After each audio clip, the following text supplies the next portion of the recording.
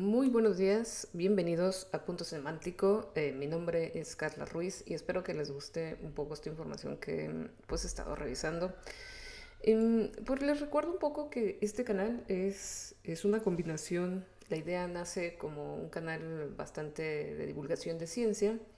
Sin embargo, una de las formas de divulgar es ir mezclando también con notas de diferente tipo para que entendamos el contexto social donde vivimos y podamos tener una mejor percepción de la realidad y también una opinión crítica al respecto. Y esto lo digo porque el día de hoy vamos a hablar de Peso Pluma y también vamos a hablar, bueno, ya le vamos a dar seguimiento a la situación de Shakira y algunas cositas, pero el día de hoy iniciamos con algo muy interesante que es algo que nos importa a todos los becarios, el Consejo Nacional de Ciencia y Tecnología, CONACYT o CONACYT con H, que ahora será Ciencia, Tecnología, Humanidades.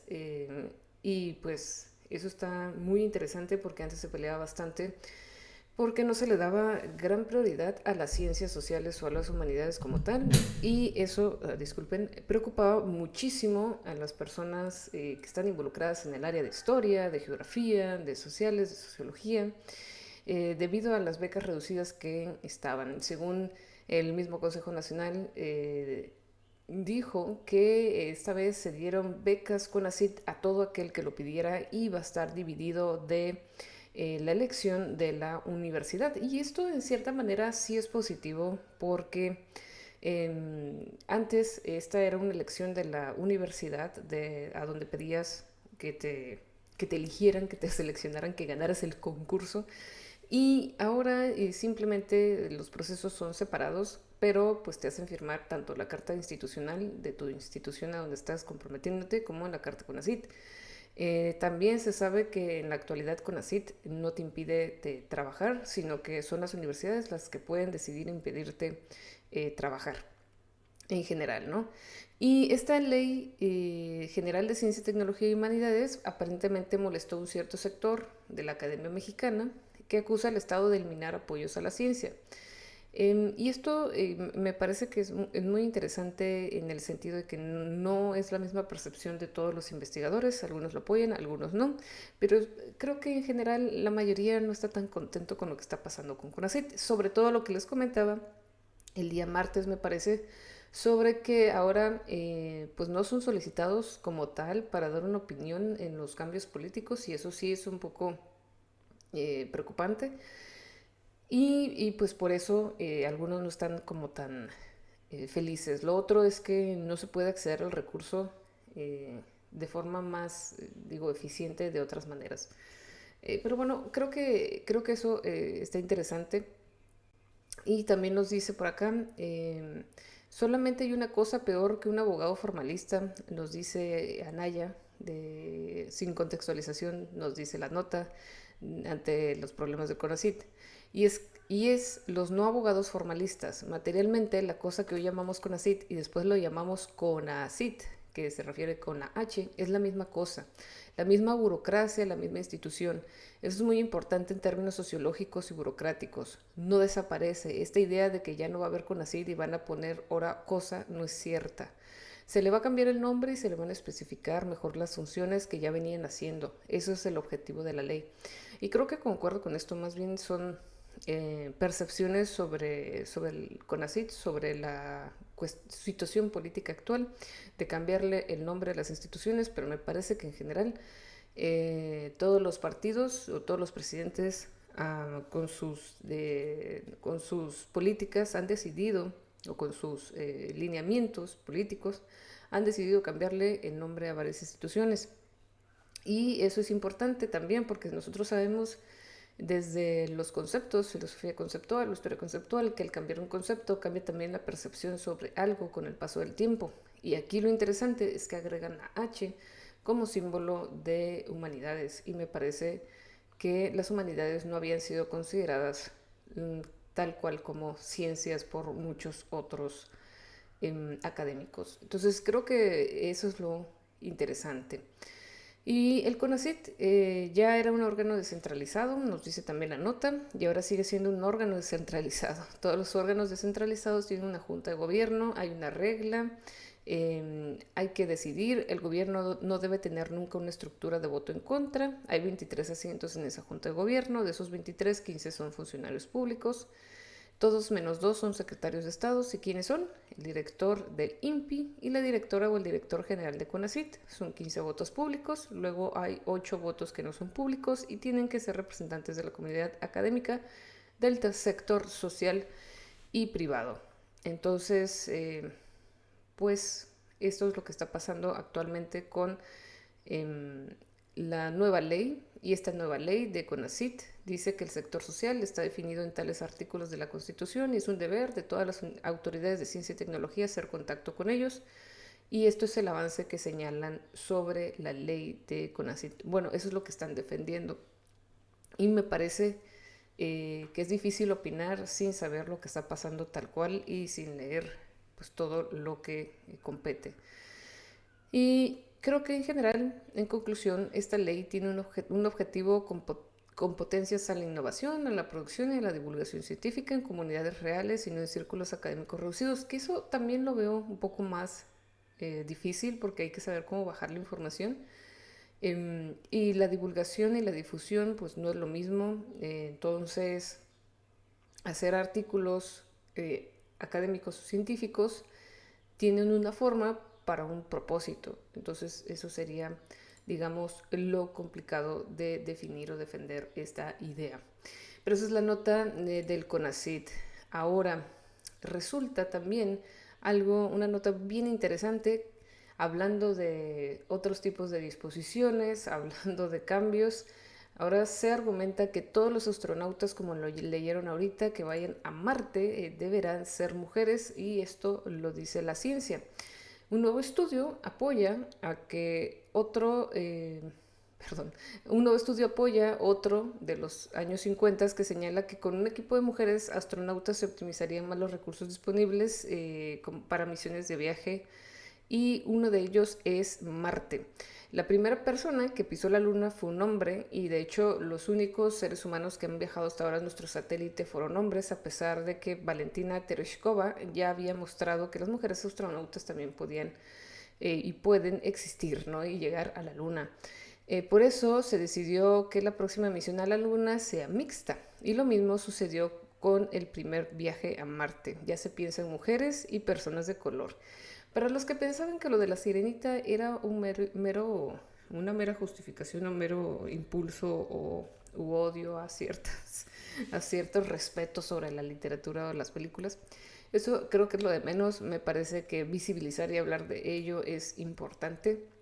A veces no entendemos que las personas de color en general, o las personas que no somos blancas totalmente o blancas hegemónicas, no forman más bien el gran porcentaje del planeta Tierra, en realidad. Entonces, creo que eso es lo importante. Y bueno, ¿por qué entonces las mujeres son mejores astronautas? Según la investigación de los años 50, que así se llamó, las mujeres astronautas tienen cuerpos más pequeños y ligeros, por tanto comen menos, ¿no? De modo que necesitan menos calorías y el oxígeno. Entonces, esto es prácticamente lo que puede considerarse como un mejor rendimiento de los recursos y optimización del uso de recursos en el espacio, ¿no? Pero la cosa además no queda ahí, ya que se considera que sus sistemas reproductivos resistirán mejor la radiación, de modo que podrían volver a la Tierra aún fértiles. Y sí, así como lo oyen. Una de las preocupaciones de los viajes a la Luna y también a Marte es sobrepasar y no quedarse infértiles, lo que ha pasado con hombres astronautas. Entonces, pues sí, está bastante interesante que las mujeres soportemos mucho más o mejor la radiación, porque nuestro cuerpo está preparado para defender a un pequeño ser que se está formando, o células que se están desarrollando para formarse, ya saben, ¿no? No quiero entrar en conflictos. Así, se vio que el caso de los hombres, el gasto total de energía aparentemente aumenta en un 30% en el consumo de oxígeno, hasta en un 60%, la producción de dióxido de carbono también en un 60%, y los requisitos de agua en un 17%. Entonces sí, digamos que si sumamos todos estos factores, es más eficiente que las mujeres vayan. Eh, pero es como carne de cañón, ¿no? Luego vamos a empezar a decir, ¿por qué ellas y no nosotros? En fin. Aparentemente nosotros a través de la ciencia nunca vamos a terminar con la guerra de los sexos o de los simios o algo así. En fin, entonces nosotros vamos a la siguiente nota que también tiene que ver con el espacio y está sumamente interesante. Resulta que hablando del espacio, la NASA descubrió que el corazón de Marte es líquido y ahora están desconcertados porque no saben cómo suceden todos estos movimientos de la Tierra, de Marte, y señalaron que este núcleo interno es hierro líquido combinado con oxígeno y sulfuro. InSight, que es el primer robot que estudió las profundidades de Marte durante los últimos 4 años y dejó de prestar servicios en este diciembre de 2022, que ya pasó hace poquito, ha dejado información totalmente vital que revela que el planeta posee un núcleo totalmente líquido a diferencia de la Tierra y que combina un externo líquido y nuestro interno sólido. Además, la nave espacial InSight de la NASA, un acrónimo de exploración interior en las investigaciones sísmicas y de geodesia y transporte de calor, se lanzó en Marte de 2018 y aterrizó en ese noviembre y nos dice que hay grandes altos porcentajes de sulfuro, oxígeno, también pequeñas cantidades de carbono, hidrógeno. Y además esto nos dice que dos señales sísmicas, una de un martemoto muy distante, martemoto, imagínense, ahora es martemoto, muy distante, y otra en la caída de un meteorito en el lado del planeta, nos ha permitido sondear el núcleo marciano con ondas sísmicas. Y eso es lo que permitió entender que era líquido. Y además habían estado escuchando la energía que viaja a través del corazón de otro planeta y ahora la hemos oído. Y eso resume, Jessica Irving, la investigadora de la Universidad de Bristol, que lidera este artículo en la revista Proceedings of the National Academy of Science, su acrónimo es PNAS. Estos hallazgos además revelan nuevos conocimientos sobre cómo se forma Marte y las diferencias geológicas entre la Tierra y Marte, que en última instancia pueden desempeñar un papel importante en lo que sería el mantenimiento de la habitabilidad planetaria. Y bueno, gracias a los temblores pudieron ver que este núcleo es totalmente líquido. Y está súper interesante esta situación. Y debido a que Marte no tiene placas tectónicas, ya para terminar esta nota, la mayoría de los terremotos son causados por fallas o estructuras de rocas que se forman en la corteza del planeta debido al calor y la tensión. Por eso el tamaño de los terremotos también fue un factor en las detecciones. Entonces, digamos que no tienen los mismos tipos de terremotos o las causas no son las mismas. En este caso son fallas o fracturas y pues no se estaría comportando de igual manera. Sin embargo, esta información también tiene mucha relación con la siguiente nota, y es que la siguiente nota sería que, permítanme, me va a pasar una, los científicos han descubierto que aparentemente la Tierra tiene un enorme océano debajo de la corteza terrestre y contiene más agua que en la superficie. Resulta que hay una enorme reserva de 400 millas bajo tierra de agua almacenada en una roca conocida como Ringwoodita. Y eso sería un anillo más de agua almacenada. Lo único que no quisiera que pasara es que a nuestros científicos, a nuestros empresarios, se les ocurriera de Coca-Cola ir y poner una manguera o ir hasta el fondo de esta placa tectónica y simplemente extraer el agua para vendernos sodas y que luego nos volvamos súper fuertes o súper débiles, porque puede ser contraproducente. Y esto me recuerda también a las teorías conspiranoicas sobre que podrían habitar seres debajo de la Tierra y ellos podrían tener su propia playa ahí y nosotros aquí recibiendo meteoritos a la intemperie, viviendo a la intemperie, haciendo ciudades invisibles e imaginarias. Pero bueno, esa es la nota sobre que los científicos han descubierto agua por ahí, en la Tierra. Y además, hablando del espacio, científicos, según ponen fecha, el primer contacto entre humanos con extraterrestres, todo ocurriría dentro de poco, nos dicen. ya que la humanidad pronto tendría evidencia sólida sobre la existencia de vida inteligente de otros sitios del cosmos, según los investigadores de la Universidad de California. ¿Y por qué no? Si en Tecate es el lugar de los marcianos. Tecate es el lugar de Jaime Maussan. Por supuesto que sí, claro que sí. Por varias décadas, nos dice el artículo de Semana, el ser humano ha imaginado todo tipo de escenarios en los que se podría dar como una comunicación con razas alienígenas. Pero esta vez los científicos dicen tener una fecha aproximada y son investigadores de la Universidad de California. Plantean que la fecha se lanzaría en una respuesta a las señales de contacto que son emitidas por las ondas espaciales Voyager 1 y 2. La fecha supuestamente sería el año 2029. El estudio dirigido por Howard Isaacson, el líder del equipo de la UC, sostiene que la respuesta de las señales enviadas por la NASA en 2002 serían capturadas por los instrumentos de la agencia en 2029. Dice, resaltamos las estrellas que están en el fondo de las transmisiones DSN y calculamos las fechas de estos encuentros para determinar hora y lugar para la vida extraterrestre inteligente potencial para encontrar transmisiones terrestres. Y pues eso sería como la nota de cuándo tendríamos nuestra visita extraterrestre o por lo menos un acercamiento a los extraterrestres. No sé qué les parece esta fecha. Igual no especifican exactamente en el artículo la hora, el día, pero aproximadamente sería en el 2029 o antes de que termine el 2029 o antes del 2029. En fin. Pasamos a la siguiente nota y resulta que, esta no es, esta ya la vimos, resulta que tenemos una situación de personas que de verdad están fuera de serie, son personas que deberían ser estudiadas por la NASA. No, no creo. Creo que hay muchos fueras de contexto y problemas que las personas no entienden cuando se trata de criticar fuertemente a una persona que está en el medio del espectáculo y sobre todo un artista de K-pop. Luego hablaré de Blackpink, pero en este pequeño noticia o nota, Bebé se lanza al escenario en concierto en K-pop, así lo titulan Aristegui's Noticias. ¿Por qué arriesgar la seguridad de su hijo de esa manera? Cuestionan los usuarios de las redes sociales. Y la respuesta es que en realidad pasa mucho a esta imagen, no sé si la recuerdan, seguramente los que somos millennials la recordamos bastante, que es Michael Jackson asomando a su hijo en la ventana.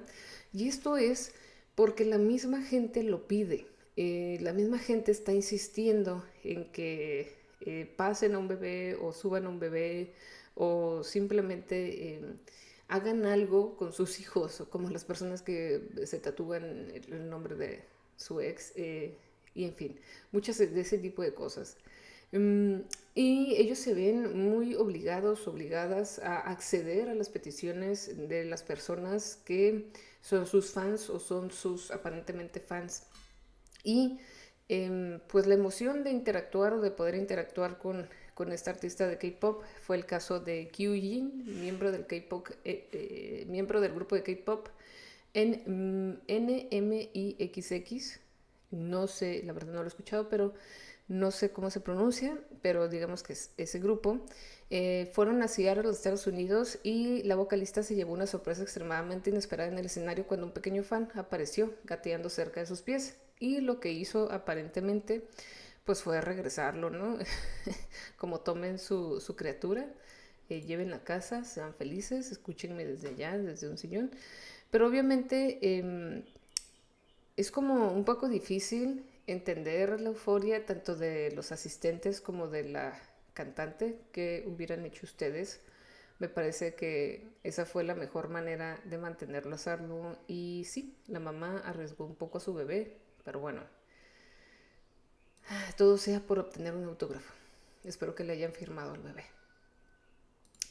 Y en otra nota, hablamos de bebés y hablamos de niños y hablamos de familia. Bueno, hablamos de la familia de Gerard Piqué con Shakira o la ex familia, qué difícil. Y el hermano de Shakira aparentemente se sometieron en una rencilla a golpes Y esto fue el hermano de Shakira con Piqué, ya que se estaban peleando. Aparentemente no hay reportes judiciales al respecto, pero el hermano quiso defender a su hermana Shakira por algo que estaba pasando, algo que estaban discutiendo. Y aparentemente lo que estaban discutiendo precisamente era que Gerard Piqué ya tiene planeado llevarse a los hijos de Shakira debido a su agenda ocupada, ya que tiene que ocuparse de la Kings League, tiene que ocuparse de otras situaciones empresariales.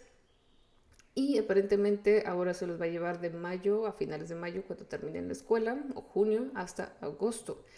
Y aparentemente pues esa fue lo que inició digamos, la discusión, los golpes entre pues el hermano y Gerard Piqué.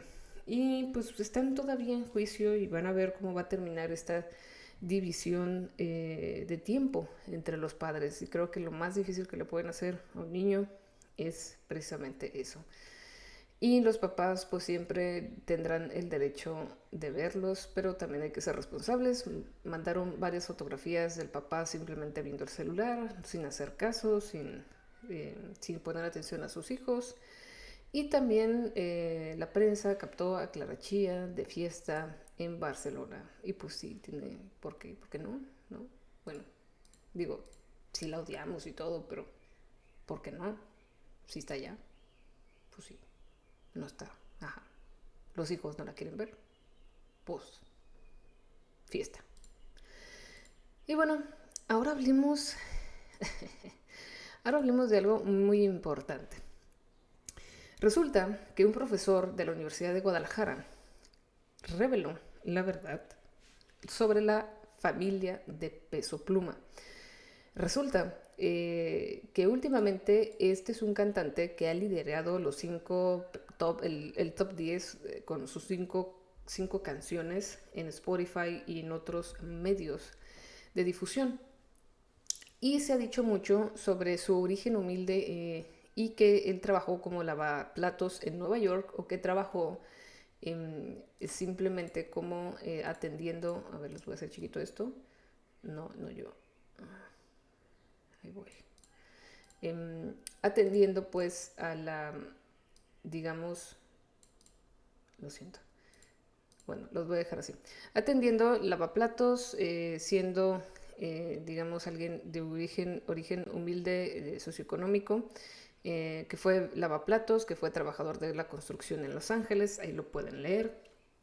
El Twitter es del profesor investigador Jorge Ramírez. Yo no sé si se imagina el alcance que va a tener con esta discusión en Twitter, y me parece muy interesante que desde una perspectiva social o sociológica, como él la denomina, empiece a esclarecer esta situación. Y es que yo también lo he leído últimamente en las redes sociales, que muchos estudiantes universitarios están preocupados pues de que no ganamos lo suficiente con nuestras carreras y alguien con origen humilde pues puede hacer mucho más de forma inmediata.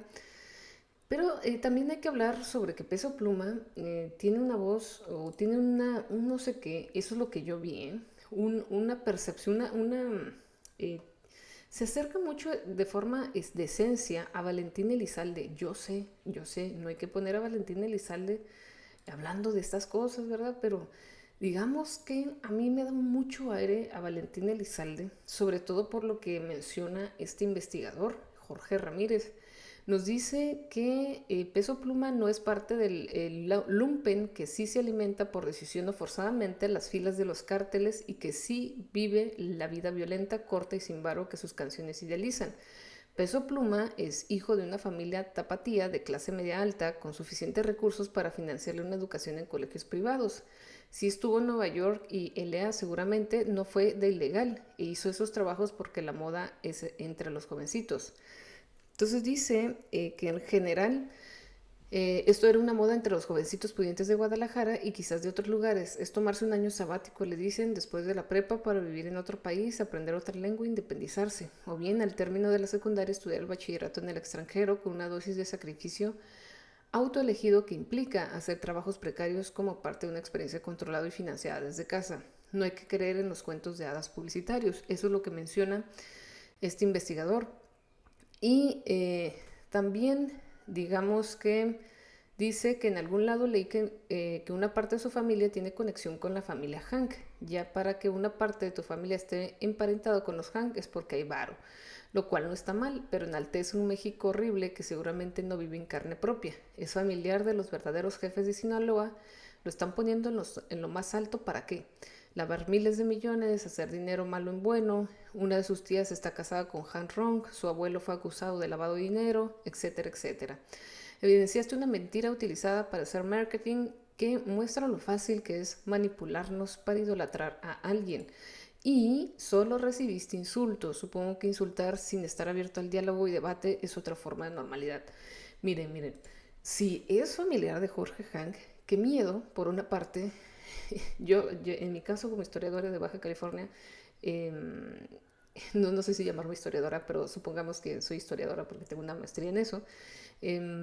Lo que sí pude ver por historias contadas, relatos contados, es que efectivamente hay cosas muy turbias detrás de la familia Han Ron. Y me parece muy interesante este efecto que ha generado este muchacho, pero no solo eso, sino que también he leído varios comentarios de que él hace corridos por encargo.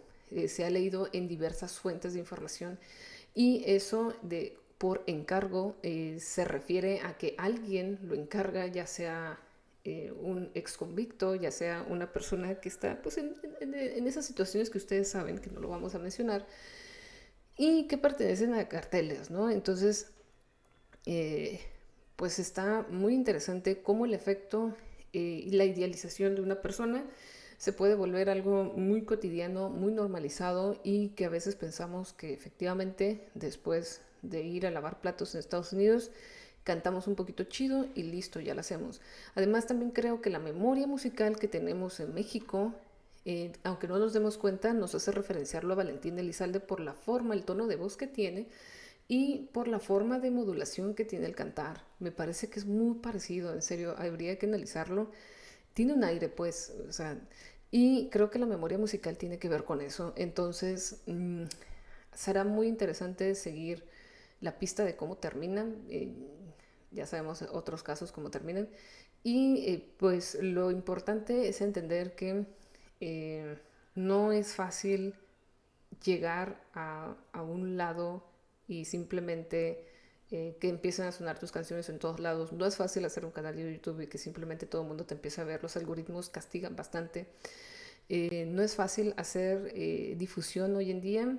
Se ha ido complicando a través de los años precisamente por la cantidad de personas que están tratando de cumplir su sueño. Y si analizáramos a la mayoría de los youtubers, encontraríamos que la mayoría de los youtubers de forma social, económica, han tenido estudios, han generado un criterio y también tienen conexiones que los ayudan. Todos, y la mayoría salieron de universidades privadas, así que mucho ojo con eso y creer o culparse, no, que la culpa no es así, o responsabilizarse completamente sobre el por qué ustedes no pueden avanzar o progresar fácilmente en la vida. Me parece que está muy alejado de la realidad. Pero nada, espero que estén muy bien, que coman mucha avena.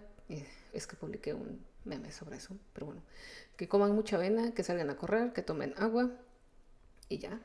Nos vemos en el siguiente punto semántico. Bye.